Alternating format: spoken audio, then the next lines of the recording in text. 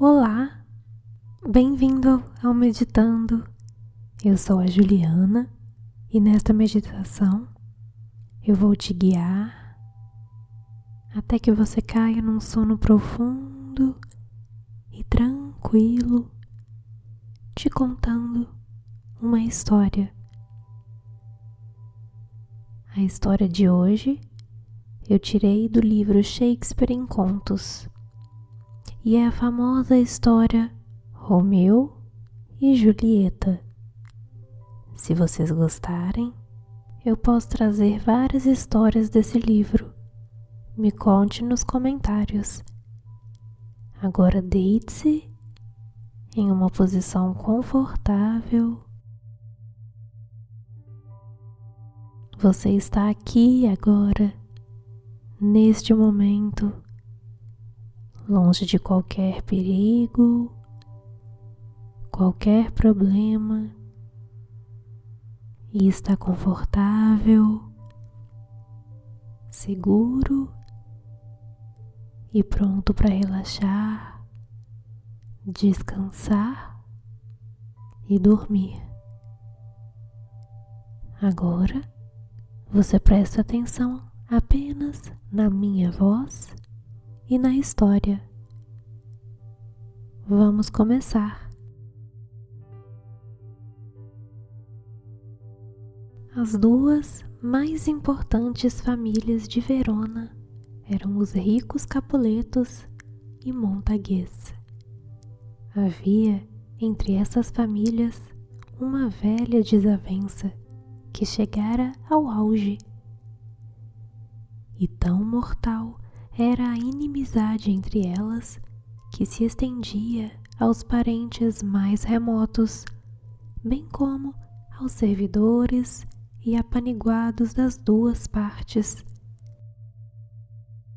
de tal modo que um criado da casa dos Montagues não podia encontrar-se com um criado da casa dos Capuletos, nem um Capuleto dar por acaso com um Montague, sem que surgissem palavras violentas e às vezes derramamento de sangue, e frequentes eram os tumultos causados por esses encontros acidentais que perturbavam a feliz pacatez das ruas de Verona.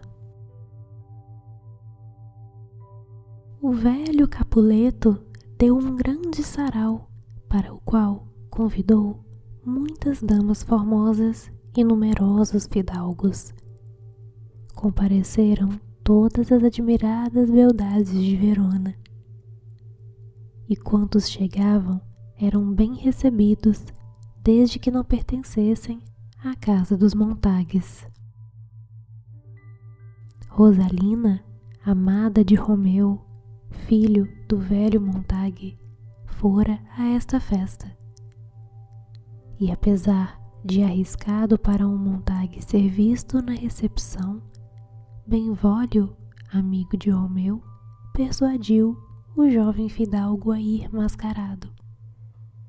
Assim, poderia ver a sua Rosalina e, vendo-a, compará-la a algumas das mais seletas belezas de Verona, as quais, disse Benvolio, o deixariam pensando que o seu cisne era, de preferência, um corvo.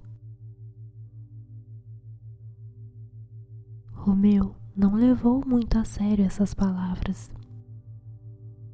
Sem embargo, decidiu-se a ir por amor de Rosalina. Romeu era tão sincero e apaixonado amante que perdia o sono por amor. Fugia das palestras para ficar sozinho, pensando em Rosalina, que o desdenhava e nunca lhe retribuía o bem-querer com a mínima demonstração que fosse de cortesia ou de afeto.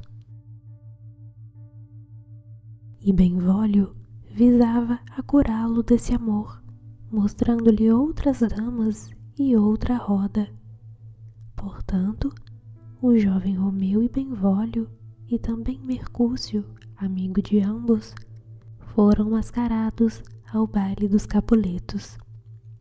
O velho Capuleto deu-lhes as boas-vindas e gracejou que as damas que não tivessem os pés flagelados pelos calos dançariam com eles. O ancião estava despreocupado e alegre, e segredou que também usara máscara na mocidade, quando podia contar uma história em voz baixa aos ouvidos de uma bela dama. Começaram a dançar, e Romeu impressionou-se de súbito com a extraordinária beleza de uma jovem que lá estava dançando e que lhe pareceu ensinar os archotes a brilharem. Sua beleza se destacava em meio à noite como custosa joia ostentada por um negro, beleza de valor excessivo para ser usada, preciosa demais para a terra. Pomba de neve num bando de corvos, exclamou ele, tão esplendidamente fulguravam a sua formosura e perfeições acima das damas, suas companheiras. Ao externar esses louvores, foi ouvido por Teobaldo, sobrinho do fidalgo Capuleto, que o reconheceu pela voz. E esse Teobaldo, tendo um gênio violento, não pôde tolerar que um Montague viesse, protegido por máscara, zombar e escarnecer das festas dos Capuletos, e esbravejou e enfureceu-se extraordinariamente a ponto de querer matar o jovem Romeu. Mas o tio, o velho Capuleto, não o deixou fazer qualquer injúria naquela oportunidade. Não só em atenção aos convidados, como também porque Romeu se estava conduzindo como um cavalheiro, e todos em Verona alardeavam que ele era um moço correto e sensato. Forçado a ter paciência malgrado seu, Teobaldo conteve-se, mas jurou que o vil Montague pagaria caro a intrusão noutra oportunidade. Quando terminou a dança, Romeu ficou atentando para o lugar em que se achava a jovem.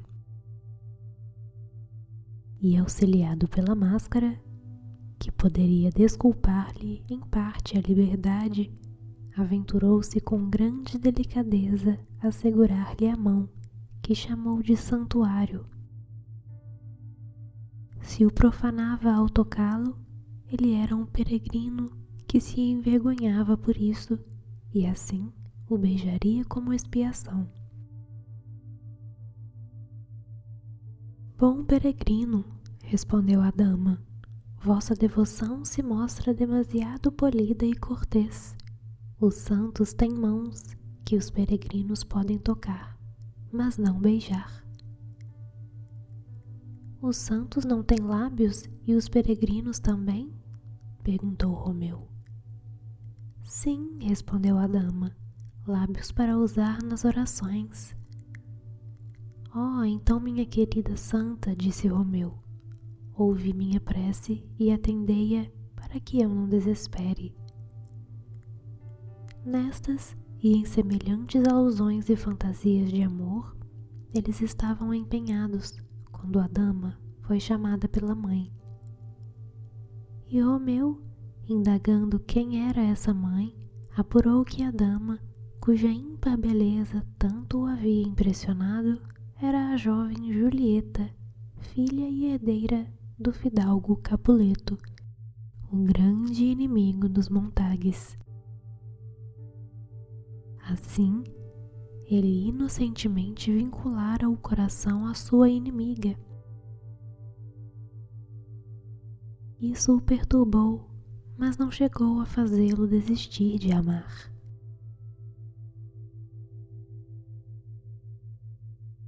Inquietação não menor sentiu Julieta quando soube que o cavalheiro com o qual estivera conversando era Romeu, um Montague, pois ela havia sido tomada de súbito pela mesma irrefletida e imprudente paixão que Romeu concebera por ela.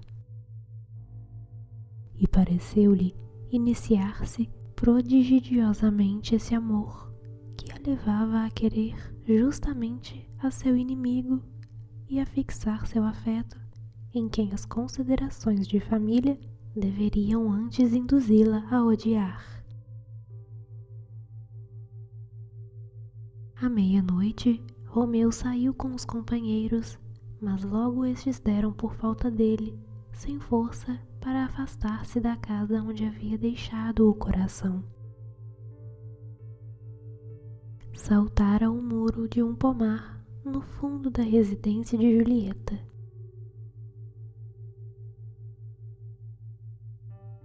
Não havia muito que lá estava, meditando em seu novo amor, quando Julieta apareceu ao alto, numa janela, através da qual sua extrema beleza parecia romper como a luz do sol no oriente, e a lua, que brilhava no pomar com uma luz desmaiada, afigurou-se a Romeu, efêmera e pálida de mágoa, com o clarão superior desse novo sol. E como Julieta encostasse a mão ao rosto, o moço desejou ardentemente ser uma luva naquela mão, para assim lhe tocar a face. No entretempo, julgando-se sozinha, ela suspirou profundamente e exclamou: "Ai de mim!" Romeu ficou arrebatado ao escutar-lhe a voz e disse suavemente, sem que ela o ouvisse: "Fale de novo, anjo resplendente, pois acima de minha fronte pareces um alado mensageiro do céu, que os mortais não podem contemplar sem desfalecer." Ela, ignorando que estivesse sendo ouvida e cheia da nova paixão gerada pela aventura daquela noite, chamou pelo nome o seu amado, que ela supunha ausente. "Ó Romeu, por que és Romeu? Nega teu pai e recusa teu nome, por amor de mim. Ou, se não quiseres, jura-me teu amor e deixarei de ser Capuleta." Romeu, com esse estímulo, teria falado se não desejasse ouvir mais. A dama continuou sua apaixonada conversação consigo mesma, repreendendo ainda Romeu por ser Romeu e Montague. Desejava que ele tivesse algum outro nome e que se descartasse desse nome odiado. Assim, em troca desse nome, que não era parte dele, ele a teria toda. A essa amorosa fala, Romeu não pôde mais conter-se, continuando o diálogo como se as palavras dela lhe tivessem sido dirigidas a ele em pessoa e não em simples imaginação. Pediu-lhe que o chamasse amor ou qualquer outro nome de sua simpatia, pois ele já não era Romeu, se esse nome lhe desagradava. Julieta, assustada ao ouvir a voz de um homem no jardim, a princípio não reconheceu quem era, que assim, auxiliado pela noite e pelas trevas, chegara a descobrir-lhe o segredo. Mas, quando ele falou de novo, embora ela não tivesse ainda ouvido uma centena de palavras ditas por essa boca, imediatamente reconheceu, tão sensível é o ouvido de quem ama, que ele era o jovem Romeu, e chamou-lhe a atenção para o perigo ao qual ele se expusera saltando os muros do pomar, pois se algum de seus parentes o encontrasse ali, ele seria homem morto na sua condição de Montague. "Pobre de mim", disse Romeu, "há mais perigo em vossos olhos do que em 20 espadas. Basta que me olheis favoravelmente, Senhora, e serei invulnerável à inimizade dos vossos parentes. É melhor que o ódio deles ponha fim à minha vida do que prolongar-se esta vida odiada sem o vosso amor. Como entrastes aqui? Indagou Julieta. Quem vos ensinou? O amor me ensinou, respondeu Romeu. Não sou piloto, mas se estivesses tão distante de mim como aquela vasta praia banhada pelo mais longínquo mar, eu me arriscaria por essa preciosidade. Uma onda carmesim cobriu as faces de Julieta, embora em virtude da noite Romeu não a visse, quando ela pensou na involuntária revelação que fizera de seu amor a Romeu. Quisera apagar suas palavras, mas isso era impossível. Quisera observar as conveniências e manter à distância quem a amava, pois é hábito das damas discretas franzirem o senho e mostrarem-se obstinadas, dando aos pretendentes cruéis negações a princípio, bem assim permanecerem esquivas e fingirem timidez ou indiferença quando mais amam, para que seus apaixonados não as julguem muito pronta ou facilmente conquistadas, pois a dificuldade em obter aumenta o valor do objeto. Mas no seu caso não cabiam recusas ou evasivas, nem qualquer dos costumeiros recursos da protelação ou da corte prolongada. Romeu lhe ouvira da própria boca, quando ela nem sequer sonhava que ele estivesse perto, uma confissão de amor. Assim, com honesta franqueza que o imprevisto da situação desculpava, confirmou a verdade do que ele ouvira e, dirigindo-se-lhe pelo nome de Belo Montague, pediu-lhe que não atribuísse sua fácil rendição à leviandade ou modo inconveniente de pensar, mas pusesse a culpa disso, se culpa houvesse, no acaso da noite, que tão surpreendentemente lhe revelara os pensamentos. E acrescentou que, embora o comportamento dela talvez não lhe parecesse suficientemente ajuizado em confronto com o seguido por seu sexo, havia nela maior sinceridade do que em muitas cuja prudência era fingida e cujo recato não passava de mentiroso estratagema.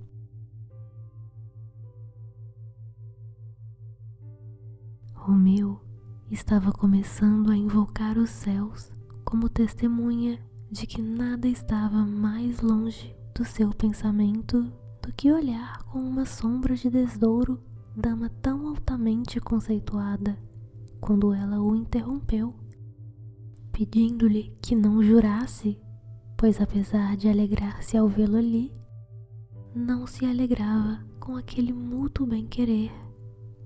Era muito repentino, afoito, precipitado.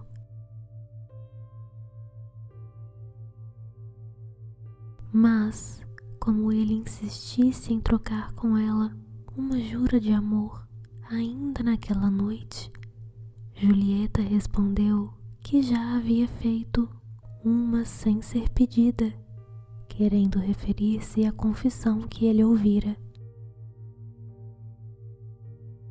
Mas retiraria o que então concedera pelo prazer de conceder novamente, pois sua generosidade era tão ilimitada como o mar e tão profundo o seu amor.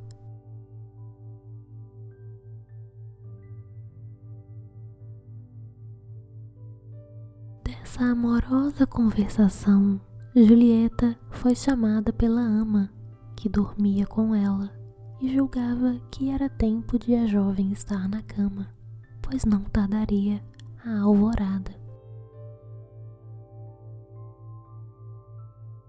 Mas, voltando apressada, ela disse 3 ou 4 palavras mais a Romeu, com o seguinte sentido: se o amor dele era realmente honesto e casamento o seu propósito, ela enviaria um mensageiro no dia seguinte para marcar a data das núpcias, quando ela lhe deporia aos pés a sorte e o seguiria como senhor através do mundo. Enquanto acertavam esse ponto, Julieta foi repetidamente chamada pela ama e entrou e voltou e tornou a ir e voltar. Parecia ter tanto ciúme da partida de Romeu como uma menina de seu passarinho que ela deixa escapar um pouco da mão para puxar de volta com um fio de seda. E Romeu achava-se tão infenso à separação como ela, pois a mais doce música é para os enamorados o som das palavras que trocam à noite. Mas afinal se despediram, desejando-se mutuamente doce e repousante sono.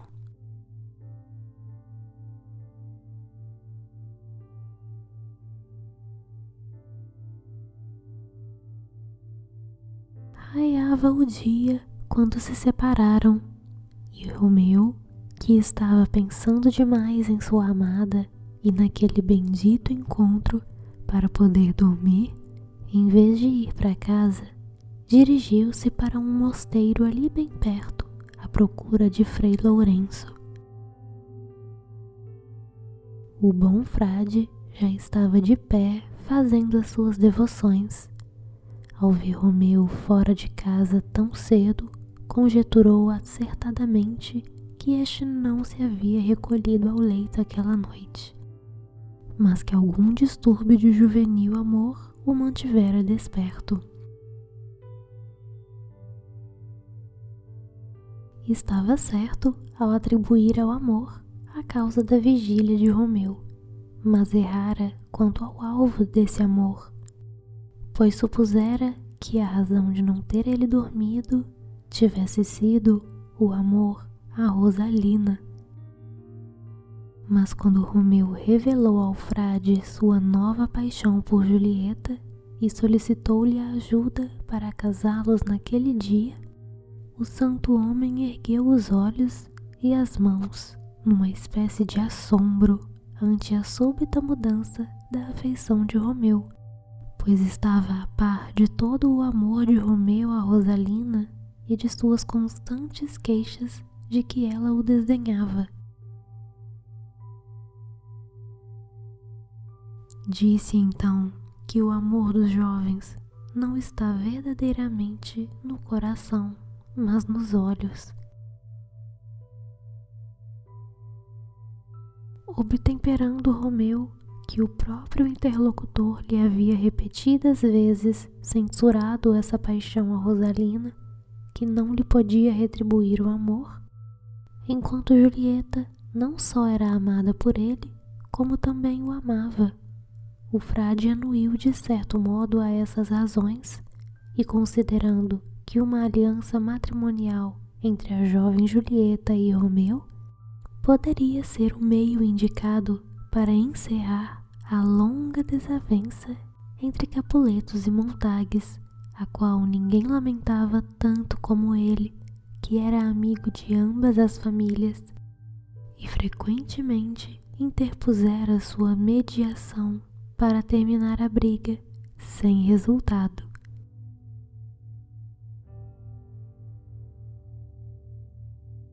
Em parte movido pela diplomacia, em parte pela afeição que dedicava a Romeu, a quem nada podia negar, o bom e idoso frade consentiu em casá-los.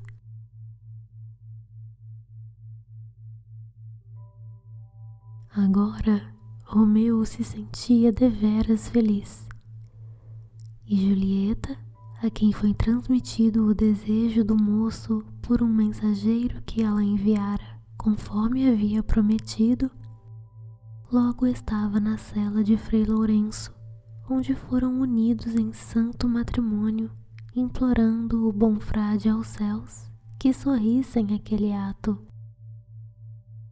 e que na união desse jovem Montague e dessa jovem Capuleta sepultassem a velha discórdia e as longas dissensões de suas famílias.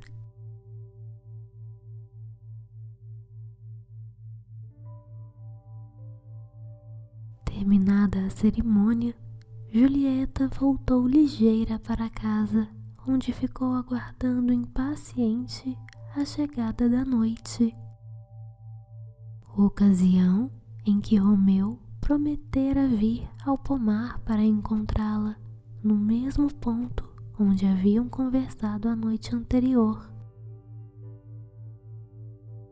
E a espera lhe pareceu tão tediosa como a noite que precede alguma grande festa a uma criança impaciente, que haja ganho uma bonita roupa nova e não a possa pôr enquanto não seja amanhã.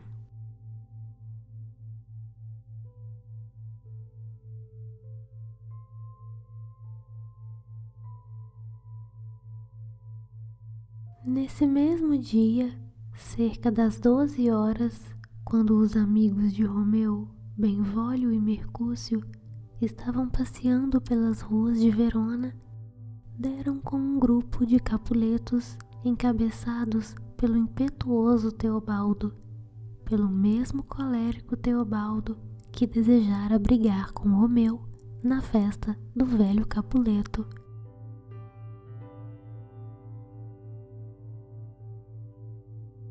Vendo Mercúcio, acusou-o desabridamente de andar com Romeu, um Montague. Mercúcio, que tinha o jovem sangue tão quente como Teobaldo, respondeu a essa acusação com alguma violência, e a despeito de tudo o que Benvolio conseguiu dizer para lhes moderar a ira, começaram a brigar.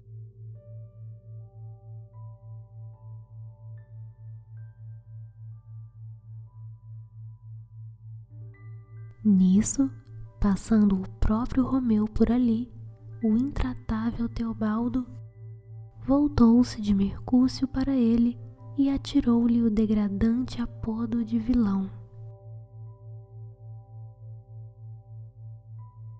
Romeu preferia não brigar com Teobaldo entre todos os homens, porque ele era parente de Julieta e muito querido por esta.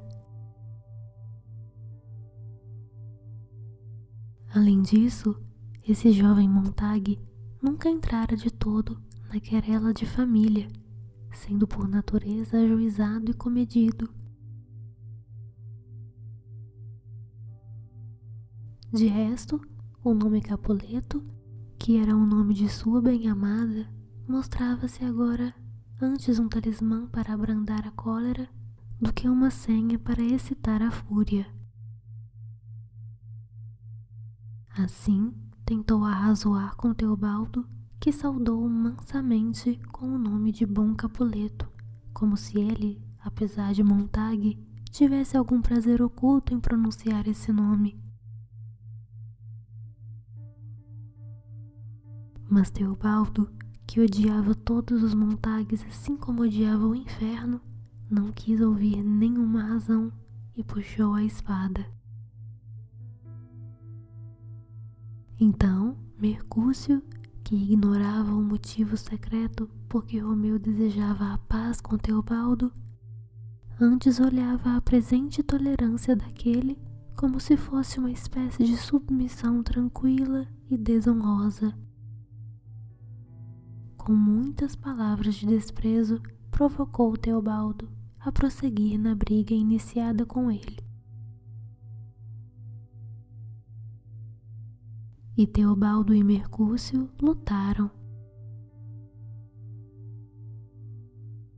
até que Mercúcio caiu, recebendo o ferimento mortal, enquanto Romeu e Benvolio tentavam em vão apartar os combatentes.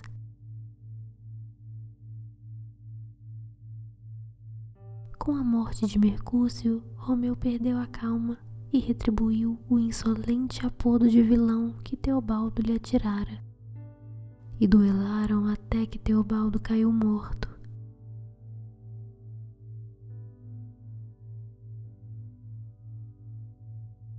Ocorrendo essa briga de morte no centro de Verona, ao meio-dia, a notícia reuniu rapidamente uma turba de cidadãos ao local, e entre estes o velho Capuleto e o velho Montague, acompanhados de suas esposas.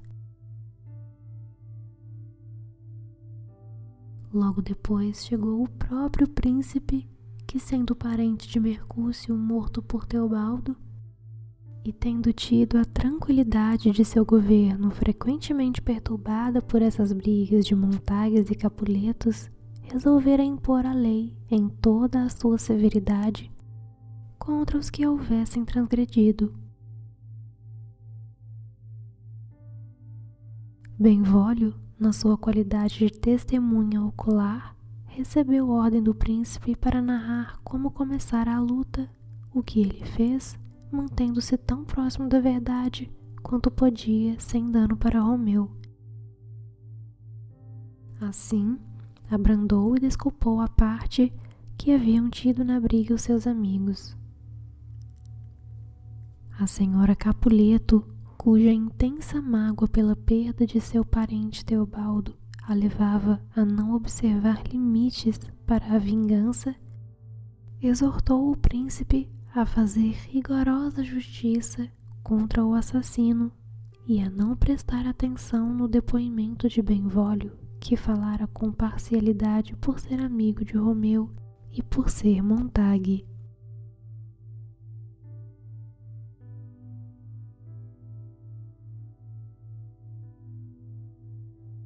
Assim, ela advogou contra o genro, mas ainda não sabia que ele era seu genro, marido de Julieta.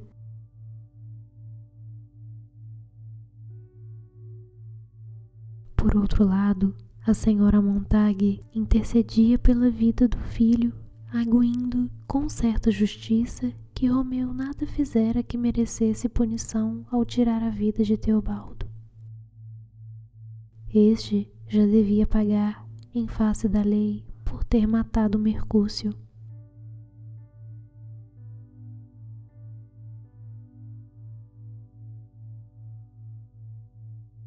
O príncipe, inabalado com as apaixonadas manifestações das duas mulheres, pesou cuidadosamente os fatos e proferiu a sentença segundo a qual Romeu era banido de Verona.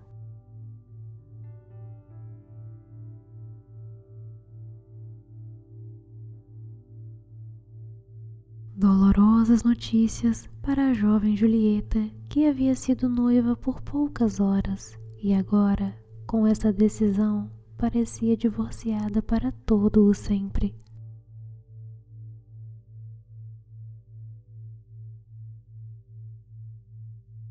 Quando as novas lhe chegaram, ela, a princípio, deu largas à raiva contra Romeu, que lhe matara o primo querido.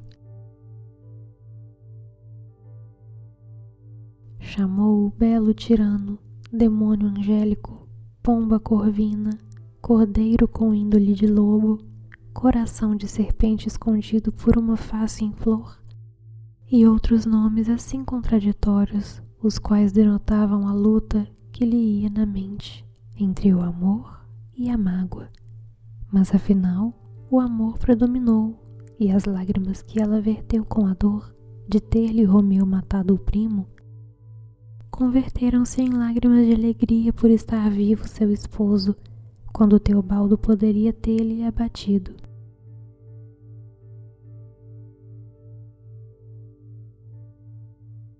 Depois vieram novas lágrimas, todas de dor pelo banimento de Romeu. Essa palavra era mais terrível para ela do que a morte de muitos Teobaldos.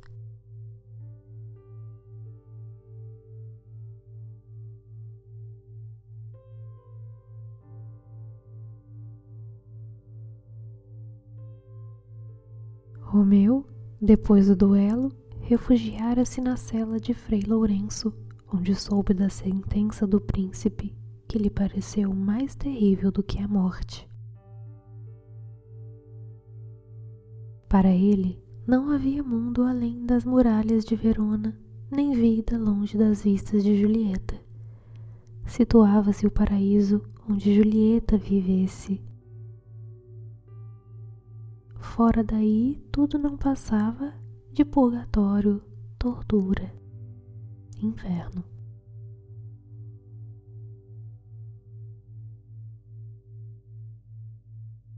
O bom frade tentou ministrar a consolação da filosofia às suas dores, mas o frenético moço não quis saber de nada. Como um louco, arrancou os cabelos e atirou-se de comprido ao solo para tomar a medida de sua sepultura, segundo disse. Desse estado, tirou um recado da bem-amada, que o reanimou um pouco. Então, o frade aproveitou a oportunidade e chamou-lhe a atenção para a inviril debilidade de que dera mostras.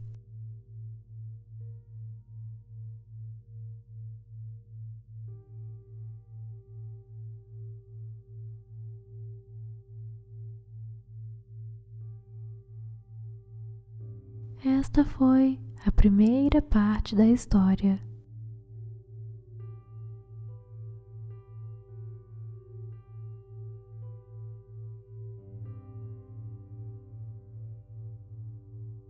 Agora, você permite que, enquanto você dorme profundamente, este sono te cure, que haja em seu corpo com sabedoria e você dorme tranquilo, em paz.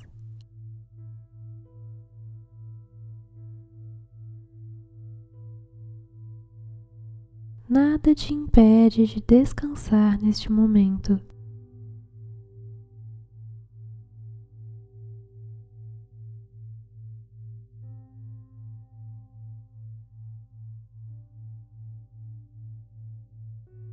Seus sonhos serão todos agradáveis, tranquilos, bonitos,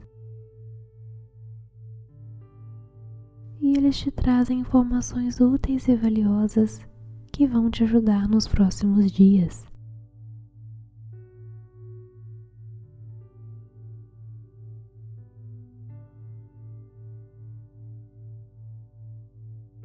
Tenha bons sonhos, um bom sono, um bom descanso.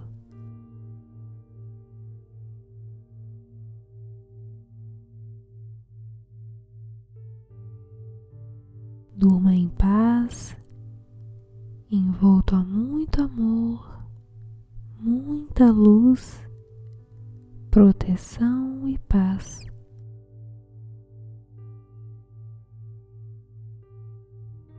Bons sonhos.